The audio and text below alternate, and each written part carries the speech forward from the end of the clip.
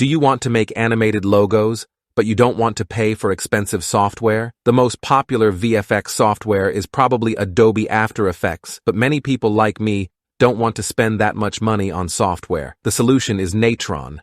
Natron is an open-source compositing software for VFX and motion graphics. It is cross-platform, meaning that it is available on Windows, Linux, and Mac OS. And best of all, it's completely free. On the surface, Natron has a powerful GUI interface that is a flexible and intuitive multi-platform node-based engine.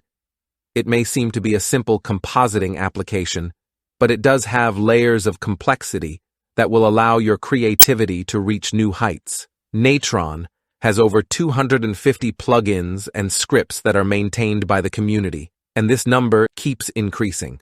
And if you run into any problems, Natron has a documentation, a forum, and a wiki page where you can find a solution. This program is capable of everything you need, and new features might come.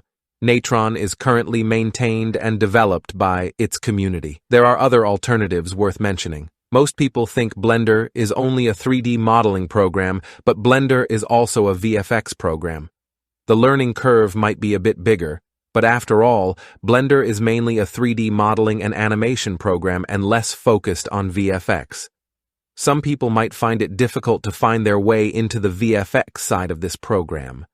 There are many other programs that could do the job. It depends on what you like and what other software you use. For example, if you use DaVinci Resolve, you might want to try their VFX software, Blackmagic Design Fusion. Other programs worth to mention are OpenToonz, HitFilm Express, OnV, and CapCut. These are more limited options, but they could be used as a simple VFX program if needed.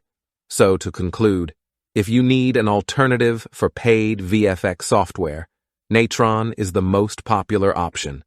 Thanks for watching, and don't forget to subscribe for more tech tutorials and tips, and I will see you in the next video.